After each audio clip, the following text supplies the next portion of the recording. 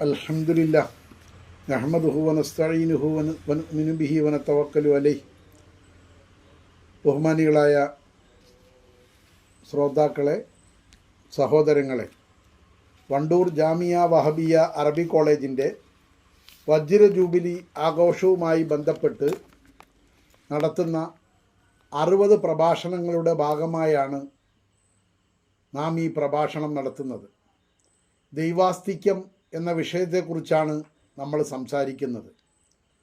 2 സുഹൃത്തുക്കൾ ഒരൊട്ടകപ്പുറത്ത് മരുഭൂമിയിലൂടെ ഒരു യാത്ര പോയി. ദിവസങ്ങളോളം നീണ്ട യാത്രയ്ക്ക് ശേഷം മരുഭൂമിയിൽ വെച്ച് അവരുടെ ഒട്ടകം അവർക്ക് നഷ്ടപ്പെട്ടു. ആ ഒട്ടകത്തെ അവർ ഒരുപാട് ദിവസം തിരഞ്ഞെങ്കിലും ഭക്ഷണവും വെള്ളവും കഴിഞ്ഞെങ്കിലും അവർക്ക് ഒട്ടകത്തെ കണ്ടെത്താനായില്ല. ദിക്കറിയാതെ മരുഭൂമിയിൽ കടന്ന് മരിക്കാനായിരിക്കും അവരുടെ വിധി എന്ന് അവർ നിരാശപ്പെട്ട് കഴിയുമ്പോഴാണ് പെട്ടെന്ന് അവരുടെ ദൃഷ്ടിയിൽ അതിമനോഹരമായ ഒരു കൊട്ടാരം കാണുന്നത്. താജ്മഹാലിനേക്കാൾ സുന്ദരമായ ഒരു വെണ്ണക്കൽ കൊട്ടാരത്തിലാണ് അവർ ചെന്നുപെട്ടത്. അവർക്ക് കഴിക്കാനുള്ള ഭക്ഷണം, അവർക്ക് കുടിക്കാനുള്ള പാനീയം, അവർക്ക് വിശ്രമിക്കാനുള്ള സൗകര്യങ്ങൾ എല്ലാം ആ കൊട്ടാരത്തിൽ ഒരുക്കപ്പെട്ടിരിക്കുകയാണ്. എല്ലാ അർത്ഥത്തിലും സന്തോഷഭരിതരായ അവരിൽ ഒരാൾ പറഞ്ഞു, അൽഹംദുലില്ലാ, ഇത് മുൻഗാമികളായ ഏതെങ്കിലും രാജാക്കന്മാർ പടുത്തുയർത്തിയ കൊട്ടാരമായിരിക്കാം എന്ന് അയാൾ പറഞ്ഞപ്പോൾ കൂടെയുള്ള സഹയാത്രികനായ ആൾ പറഞ്ഞത്, അല്ല, ഇത് ദൈവത്തിൻ്റെ സൃഷ്ടിയൊന്നുമല്ല, ഇത് മണൽക്കാട്ടിൽ കാറ്റടിച്ചപ്പോൾ സ്വാഭാവികമായി രൂപപ്പെട്ട ഒരു കെട്ടിടമാണ്. ഇതിൻ്റെ കല്ലുകൾ സ്വയം ഒട്ടിച്ചേർന്ന് ഒന്നായതാണ്. ഇതിൻ്റെ മേൽക്കുര സ്വയം രൂപപ്പെട്ടതാണ്. ഇവിടെ കാണുന്ന ഭക്ഷണപാനീയങ്ങളും സൗകര്യങ്ങളുമൊക്കെ സ്വമേയ ഉണ്ടായതാണ്, ആരും ഉണ്ടാക്കിയതല്ല എന്ന് രണ്ടാമൻ വാദിച്ചു. ഈ രണ്ടാമനെ പറ്റിയാണ് ഭൗതികവാദി, നിരീശ്വരവാദി, യുക്തിവാദി എന്നൊക്കെ പറയുന്നത്. ഈ രണ്ടാമനായ മനുഷ്യനെ കുറിച്ചാണ് എന്ന് നമ്മൾ ആലോചിക്കണം. ഈ ഭൗതികവാദം എന്ന് പറയുന്നത് ഒരു തരം അന്ധവിശ്വാസമാണ്. അതുകൊണ്ടാണ് ലോകപ്രശസ്ത ശാസ്ത്രജ്ഞനായ ബുദ്ധിമാനായ ഐൻസ്റ്റീൻ പറഞ്ഞത്, we can smash an atom. ഒരാറ്റത്തെ, പദാർത്ഥ ലോകത്തെ ഏറ്റവും ചെറിയ കണികയായ ഒരാറ്റത്തെ നമുക്ക് ഇലക്ട്രോണും പ്രോട്ടോണും ന്യൂട്രോണും ഒക്കെയായി വിഭജിക്കാം. But we cannot smash prejudice. ഒരു അബദ്ധധാരണ, ഒരു തെറ്റിദ്ധാരണ തിരുത്താൻ അത് നമ്മളെ കൊണ്ട് കഴിയില്ല എന്ന് ഐൻസ്റ്റീൻ പറയുന്നതും ഇത്തരക്കാരെ പരിഗണിച്ചുകൊണ്ട് തന്നെയാണ്. അപ്പം അതുകൊണ്ട് തന്നെ നമ്മളെ സംബന്ധിച്ചിടത്തോളം വളരെ പ്രധാനപ്പെട്ട ഒരു വിഷയമാണ് നമ്മളിവിടെ മനസ്സിലാക്കേണ്ടത്. ശാസ്ത്രം ജനിക്കും മുമ്പേ ഈ ലോകത്ത് മനുഷ്യനുണ്ടായിരുന്നു എന്ന് മാത്രമല്ല, ഈ ഭൗതിക ലോകത്തിൻ്റെ പദാർത്ഥങ്ങളുടെ സമാഹാരമായ ദേഹവും പദാർത്ഥ ലോകത്തിൻ്റെ അപ്പുറം ആത്മീയ ലോകത്തിൽ നിന്ന് വന്ന, ഒരു കാലത്തും നശിക്കാത്ത, മനുഷ്യനിൽ നിന്ന് വേറുപെട്ടാലും നിലനിൽക്കുന്ന ആത്മാവും അല്ലെങ്കിൽ ദേഹിയും കൂടി ചേർന്ന സജീവമായ ഒരു വസ്തുവിനാണ്, ചിന്തിക്കുന്ന ഒരു ജീവിക്കാണ് നമ്മൾ മനുഷ്യൻ എന്ന് പറയുന്നതും. അപ്പം അതുകൊണ്ട് തന്നെ നമ്മെ സംബന്ധിച്ചിടത്തോളം ദേഹി എന്ന് പറയുന്ന ഈ ആത്മാവ് അത് മനുഷ്യൻ്റെ അനിവാര്യതയാണ്. മനുഷ്യനെ മനുഷ്യനാക്കി തീർക്കുന്നതിൽ പ്രധാന പങ്ക് വഹിക്കുന്നതും ഈ ദേഹിയാണ് എന്ന് സമ്മതിക്കാതിരിക്കാൻ നമുക്ക് കഴിയില്ല. BC 6-ാം നൂറ്റാണ്ടിലെ ഗ്രീക്ക് ദർശനങ്ങളിലാണ് ഭൗതിക ശാസ്ത്രത്തിൻ്റെ വേരുകൾ നമ്മൾ കാണുന്നത്. 15-ഉം 17-ഉം നൂറ്റാണ്ടുകളിൽ ഭൗതിക ശാസ്ത്രത്തെക്കുറിച്ചുള്ള പരമ്പരാഗതമായ ധാരണകൾ പ്രകടമായ പരിവർത്തനത്തിന് വിധേയമാവുകയുണ്ടായി. 18-ാം നൂറ്റാണ്ടോടെ കുതിച്ചുയർന്ന വ്യാവസായിക വളർച്ചയുടെ തുടക്കത്തിൽ പരോക്ഷമായും പിന്നീട് പ്രത്യക്ഷമായും ഇന്ദ്രിയ അനുഭവനിഷ്ഠ മൂല്യവ്യവസ്ഥയുടെ കാര്യവും കാരണവുമായി വർത്തിച്ചത് ശാസ്ത്രമാണ്. ഇരുണ്ട മധ്യകാല നൂറ്റാണ്ടിൽ യൂറോപ്പിൽ ക്രിസ്തീയ പൗരോഹിത്യത്തിൻ്റെ കാൽക്കീഴിൽ തകർന്നടിഞ്ഞു പോയ മനുഷ്യൻ്റെ പ്രജ്ഞയറ്റ മനുഷ്യൻ്റെ പതിനെട്ടാം നൂറ്റാണ്ടോടുകൂടെയുള്ള ആത്മീയതയോടും മതത്തോടുമുള്ള പ്രതികാര വാജ്ഞയുടെ ഉയർത്തെഴുന്നേൽക്കുക കൂടിയായിരുന്നു 18-ാം നൂറ്റാണ്ടിൽ സംഭവിച്ചത്. അങ്ങനെയാണ് ശാസ്ത്രം മതത്തിന് എതിരായി തീർന്നത്. മതത്തെ തള്ളിപ്പറയുന്നതിലൂടെ മാത്രമേ പിടിച്ചു നിൽക്കാനാകൂ എന്ന് തിരിച്ചറിഞ്ഞ ക്രൈസ്തവ യൂറോപ്പ് ശാസ്ത്രം നൽകിയ മനോവീര്യത്തിൻ്റെ ബലത്തിൽ മതവിരോധികളും ഭൗതികവാദികളുമായി മാറുന്നതാണ് പിന്നീട് കണ്ടത്. ആത്മാവിനെ നിരാകരിക്കുകയോ തമസ്കരിക്കുകയോ ചെയ്യുന്ന, പദാർത്ഥ ലോകത്തിൻ്റെ പരിമിതിയിൽ കറങ്ങുന്ന ഒരു ലോകവീക്ഷണമാണ് അവർ വളർത്തിയെടുത്തത്. ശാസ്ത്രവും തത്വചിന്തയുമൊക്കെ ഈ വീക്ഷണത്തിന് അനുകൂലമായി വളച്ചൊടിക്കപ്പെടുന്നതാണ് പിന്നീട് ലോകം കണ്ടത്. പദാർത്ഥത്തിൻ്റെ പരിമിതമായ പരീക്ഷണശാലകളിൽ തെളിയിക്കാൻ കഴിയാത്ത ദൈവവും ആത്മാവുമെല്ലാം ഇല്ലാത്തതാണെന്ന് തെറ്റിദ്ധരിക്കപ്പെടാൻ ശാസ്ത്രം ഇടയാക്കുകയായിരുന്നു.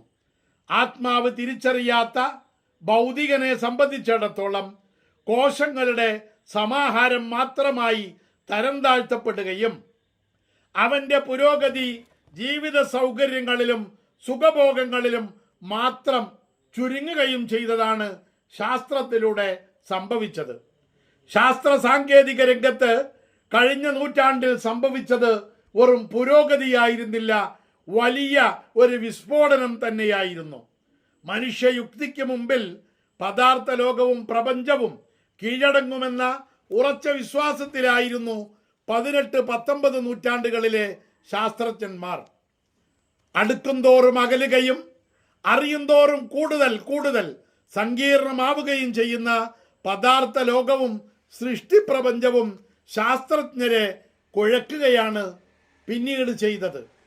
യാഥാർത്ഥ്യം മനസ്സിലാക്കാൻ കഴിഞ്ഞിട്ടില്ലെന്ന് മാത്രമല്ല, എപ്പോഴെങ്കിലും അതിന് കഴിയുമെന്ന പ്രതീക്ഷയും അസ്തമിച്ച നിരാശയിലാണ് ശാസ്ത്രലോകം ഇന്ന് കഴിയുന്നത്. അതുകൊണ്ടാണ് സർ ജെയിംസ് ജീൻസ് പറഞ്ഞത്, science give us particle knowledge of reality. യാഥാർത്ഥ്യത്തെ പറ്റിയുള്ള ഭാഗികമായ അറിവ് മാത്രമാണ് ശാസ്ത്രം നൽകുന്നത്. അതിൻ്റെ മറുഭാഗം ശാശ്വതമായ സത്യങ്ങളാണ്. അത് തിരിച്ചറിയാൻ ശാസ്ത്രത്തിന് കഴിയില്ലെന്നാണ് ലോകം തിരിയുന്ന ശാസ്ത്രജ്ഞന്മാർ തന്നെ സമ്മതിക്കുന്നത്. ഭൗതിക ശാസ്ത്രം രണ്ട് മുഖമുള്ള ഒരു ഉപകരണം പോലെയാണ്. അതിന് അതിൻ്റെതായ പ്രത്യേക ജീവിത വീക്ഷണമോ മൂല്യങ്ങളോ ഇല്ല എന്നതാണ് ദൗർഭാഗ്യകരം. ചിലരതിനെ ധാർമ്മിക സദാചാര നിഷ്ഠകളുടെ പൂർത്തീകരണത്തിന് ഉപയോഗിക്കുമ്പോൾ ചിലർ അധാർമികവും മൃഗീയവുമായ വികാര വിചാരങ്ങളുടെ പ്രയോഗവൽക്കരണത്തിനും ചൂഷണത്തിനും നശീകരണത്തിനും ഉപയോഗിക്കുന്നതാണ് ലോകത്തിന്ന് കാണുന്നത്. ശാസ്ത്രം സ്വന്തം നിലയിൽ ഏതിനെയെങ്കിലും എതിർക്കുകയോ അനുകൂലിക്കുകയോ ചെയ്യുന്നില്ല. അതുകൊണ്ട് തന്നെ മനുഷ്യൻ മൃഗമായി അധപ്പതിക്കാതിരിക്കാനുള്ള മാർഗദർശനം തികച്ചും ശാസ്ത്രത്തിനപ്പുറമുള്ള ഒരു ഉറവിടത്തിൽ നിന്ന് ലഭിച്ചെങ്കിൽ മാത്രമേ സാധ്യമാവുകയുള്ളൂ. ഈ ഉറവിടത്തിൽ നിന്ന് ലഭ്യമാക്കുക എന്നതാണ് മതത്തിലൂടെ നടക്കേണ്ടത്. അവിടെയാണ് സൃഷ്ടാവായ ദൈവവും അവൻ്റെ നിയമങ്ങളായ മതവും കടന്നു വരുന്നത്. മതമില്ലാത്ത ശാസ്ത്രം ശാസ്ത്രമില്ലാത്ത മതത്തേക്കാൾ ആപൽക്കരമാണ്. ഫിലിപ്പ് ഫ്രാങ്ക് പറഞ്ഞതുപോലെ, science bereft of religion are cripple. മതത്തെ നിരാകരിച്ച, മതത്തെ നിഷേധിക്കുന്ന ശാസ്ത്രം അത് മുടന്തൻ ശാസ്ത്രമാണ്. റിലിജൻ ബിറഫ്റ്റ് ഓഫ് സയൻസ്, സയൻസിനെ നിഷേധിക്കുന്ന മതമാകട്ടെ ഇഗ്നോറന്റ്, അത് അന്ധവുമാണ് എന്നതാണ് സത്യം. നമുക്ക് വേണ്ടത് മുടന്തൻ ശാസ്ത്രവും അന്ധമായ മതവുമല്ല. ബോധമുള്ള, വിവരമുള്ള, വിവേകമുള്ള മതവും വസ്തുതകളെ വസ്തുതയായിട്ട് അംഗീകരിക്കുന്ന ശാസ്ത്രവുമാണ് നമുക്ക് ആവശ്യമായിട്ടുള്ളത്. ശാസ്ത്രത്തിൻ്റെ ഗവേഷണം പദാർത്ഥങ്ങളാണ്, പദാർത്ഥ ലോകമാണ്. ശാസ്ത്രം അവസാനിക്കുന്നിടത്താണ് ആത്മീയ ലോകം ആരംഭിക്കുന്നത്. പദാർത്ഥ ലോകത്തെ ആപേക്ഷിക സത്യങ്ങളെക്കുറിച്ചാണ് ശാസ്ത്രം ഗവേഷണം നടത്തുന്നത്. ആത്മീയ ലോകത്തെ സത്യങ്ങളാവട്ടെ അത് ശാശ്വതമാണ്. ശാശ്വതമായ സത്യങ്ങൾ ശാസ്ത്രത്തിൻ്റെ ഗവേഷണ പരിധിയിൽ വരുന്നതുമല്ല.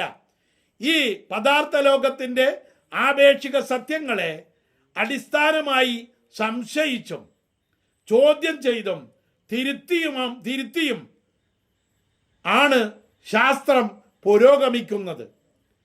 മതങ്ങളുടെ ഉപകരണങ്ങൾക്കും തങ്ങളുടെ ഉപകരണങ്ങൾക്കും കാര്യകാരണ ബന്ധങ്ങൾക്കും വഴങ്ങാത്ത കാര്യങ്ങളെയൊക്കെ അന്ധമായി നിഷേധിക്കുകയോ എതിർക്കുകയോ ചെയ്യുന്നവരായിരുന്നു കഴിഞ്ഞ നൂറ്റാണ്ടിലെ ശാസ്ത്രജ്ഞന്മാരിൽ മിക്കവരും. എനിക്കറിയാത്തതൊന്നും താൻ കാണാത്തതൊന്നും ഇല്ല എന്ന സങ്കുചിത്വമായിരുന്നു കഴിഞ്ഞ നൂറ്റാണ്ടിലെ ശാസ്ത്രലോകത്ത് പൊതുവെ സ്വീകരിക്കപ്പെട്ട തത്വം. ജഡത്തെ സുഖിപ്പിക്കുന്ന ശാസ്ത്രവും ദേഹത്തെ അല്ലെങ്കിൽ ദേഹിയെ ആത്മാവിനെ പോഷിപ്പിക്കുന്ന മതവും അതിൻ്റെ ലക്ഷ്യത്തിൽ നിന്ന് തെറ്റിയത് കൊണ്ടാണ് മതവും ശാസ്ത്രവും തമ്മിൽ പലപ്പോഴും ഏറ്റുമുട്ടലുണ്ടായത്. മതം ശാസ്ത്രത്തെക്കാൾ സങ്കീർണമായ ഒരു പ്രതിഭാസമാണ്.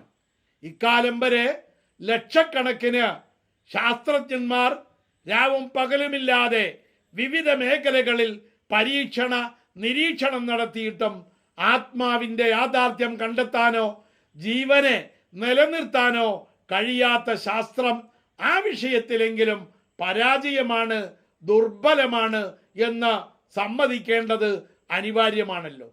കണ്ടില്ല അല്ലെങ്കിൽ അറിയില്ല എന്നത് ഇല്ല എന്നതിന് തെളിവല്ല എന്നതാണ് ശാസ്ത്രം. ആ ശാസ്ത്രം മുമ്പിലുണ്ടായിട്ടും ദൈവത്തിൻ്റെ അസ്തിത്വത്തെ നിഷേധിക്കുന്നവനേക്കാൾ വലിയ ശാസ്ത്ര വിരോധിയുണ്ടോ?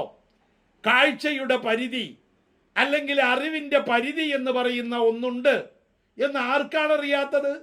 തൻ്റെ കാഴ്ചയിൽ പെടാത്തതൊന്നും ഇല്ല എന്ന് പറയുന്ന മൂഢൻ, അല്ലെങ്കിൽ എനിക്കറിയാത്തതൊന്നും ഇല്ല എന്ന് പറയുന്ന മൂഢൻ ഒരിക്കലും ശാസ്ത്രജ്ഞനല്ല, അവൻ തികഞ്ഞ വിഡ്ഢിയാണ്. അതുകൊണ്ടാണ് പ്രശസ്ത ശാസ്ത്രജ്ഞനായ ഫ്രാൻസിസ് ബേക്കൺ പറഞ്ഞത്, a little science take men from God. ശാസ്ത്രത്തെക്കുറിച്ചുള്ള ചെറിയ ജ്ഞാനം അവനെ ദൈവത്തിൽ നിന്ന് അകറ്റുകയാണ്. But much of it brings to him back to him. ശാസ്ത്രത്തെപ്പറ്റി ധാരാളമായി പഠിക്കുമ്പോൾ അവൻ ദൈവത്തിലേക്ക് പിടിച്ചു വലിക്കപ്പെടുകയാണ്, ദൈവത്തിലേക്ക് ചേർക്കപ്പെടുകയാണ് എന്ന് ഫ്രാൻസിസ് ബേക്കൺ പറഞ്ഞതും അതുകൊണ്ട് തന്നെയാണ്. അരഭൗതികന്മാരാണ് അല്ലെങ്കിൽ അരഭൗതികവാദികൾ മാത്രമാണ് മതവിരോധവും നിരീശ്വരവാദവും ദൈവനിഷേധവുമൊക്കെ കൊണ്ട് നടക്കുന്നത്. അവർക്ക് ജന്മന സിദ്ധമായി ലഭിച്ചിരുന്ന വിശ്വാസം വിവരമില്ലാത്തത് കൊണ്ട് നഷ്ടപ്പെടുകയും വിശ്വാസത്തെ ശക്തിപ്പെടുത്തുന്ന വിജ്ഞാനത്തിലേക്ക് എത്തിപ്പെടാൻ കഴിയാത്തതുമാണ് അവരെ ദൈവനിഷേധികളാക്കിയത്. കുല്ലു മൗലൂദിൻ യൂലദു അലൽ ഫിത്ര. പ്രവാചകർ സല്ലല്ലാഹു അലൈഹി വസല്ലമ തങ്ങൾ പറഞ്ഞു, ഓരോ ശിശുക്കളും ലോകത്ത് ജനിക്കുന്നത് ആ പ്രകൃതിപരമായ അറിവോടുകൂടെയാണ്. അവൻ്റെ മാതാപിതാക്കളാണ് അല്ലെങ്കിൽ സമൂഹമാണ് അവനെ ജൂതനോ മജൂസിയോ ഒക്കെ ആക്കുന്നത് എന്ന് പറഞ്ഞതുപോലെ പ്രപഞ്ച അതീതമായ ഒരു ശക്തി, അതിൻ്റെ സത്തയെ കുറിച്ചുള്ള ബോധം മനുഷ്യ മനസ്സുകളുടെ സഹജ ഭാവമാണ്. അത് എല്ലാ മനുഷ്യരിലും ജന്മസിദ്ധമായിട്ട് ഉള്ളതുമാണ്. ആ അവബോധത്തെ സ്പഷ്ടമായും അർത്ഥവ്യാപ്തിയും നൽകുന്നത് മതമാണ്.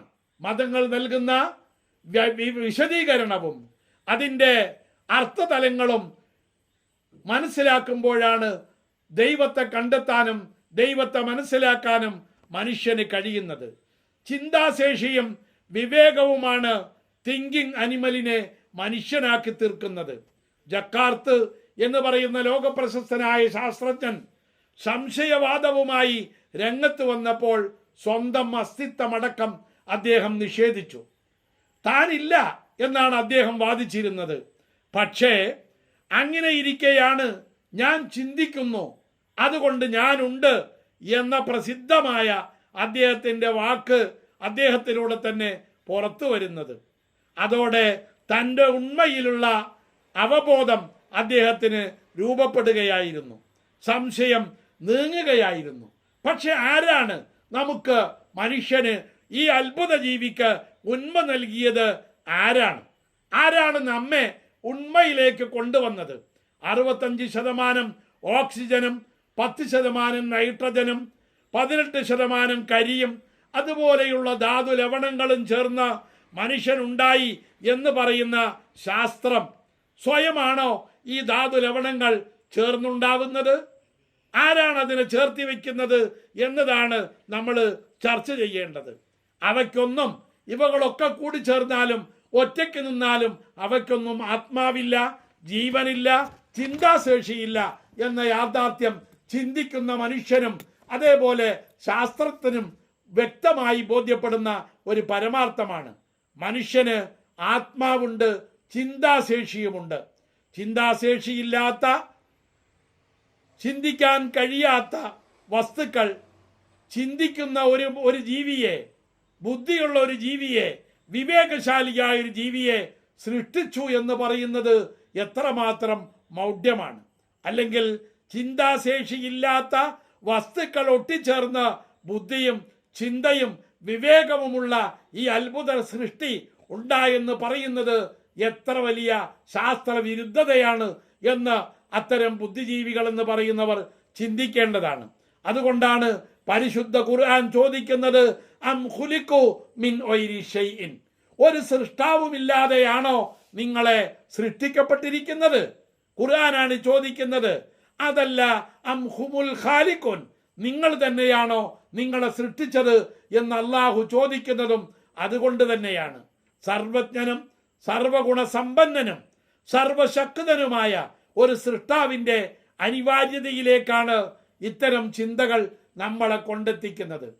അതുകൊണ്ട് തന്നെ സ്വയം അവനവൻ്റെ ശരീരത്തെ പറ്റിയോ അല്ലെങ്കിൽ ഈ പ്രപഞ്ചത്തെ പറ്റിയോ പ്രപഞ്ചത്തിലെ കണികകളുടെ ആ രൂപഭാവങ്ങളെ പറ്റിയോ പഠിക്കുന്ന മനുഷ്യന് സൃഷ്ടാവായ തമ്പുരാനെ കണ്ടെത്താതിരിക്കാൻ, മനസ്സിലാക്കാതിരിക്കാൻ ഒരു കാരണവശാലും കഴിയുകയില്ല.